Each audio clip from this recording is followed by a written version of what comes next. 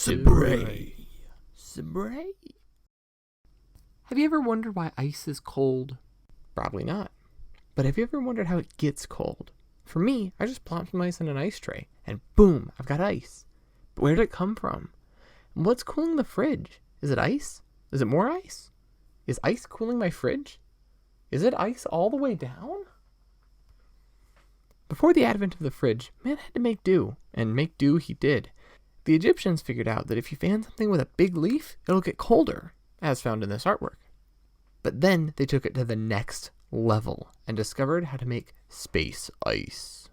You see, in order to make space ice, Egyptians evaporated. Gosh dang it!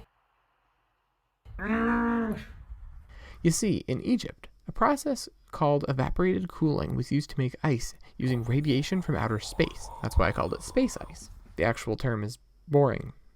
On a cold, dry night, if you put water into a shallow tray and put the tray on some straw, the resulting evaporation gets mixed up with the nocturnal radiation of the clear night, and it all gets so confused that it just turns into ice, even when it's warm enough that the ice should just melt. Seriously, this was real, and it was used for a long time in Egypt. And India. Oh gosh, I love the Romans. They used to dig these snow cellars, which are a lot less awesome than space ice. A snow cellar is a pit in the ground with a box, which is smaller than the pit, and then you place the box inside the pit. The edges, around in between the box and the pit, are then filled with snow and packed down and then covered with layers and layers of straw. The straw keeps the heat off of the ice, and the ice keeps the cold inside the box. Or something like that. Meanwhile, in Cleveland, that Cleveland, Alex C. Twinning has just made an Isonator. He probably didn't call it that, but I like Isonator, and it doesn't have the official name listed here. So you see, the Isonator sucked in vapor into this pipe, and then it smooshed it down into this big block of ice, and then BAM! He made at least some money from selling ice. So, good for you, Alex. Not to be outdone by Cleveland, though, France told Ferdinand Carr to step on it, and step on it he did.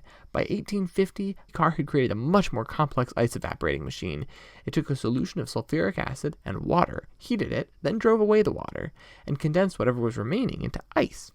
This not at all too complex machine even made it to the United States after Carr replaced the sulfuric acid with ammonia, making it much more widespread. Some machines even made it past the federal blockade. And then there were some patents. This guy got a patent, and that guy got a patent too, and eventually we made it to where we are today.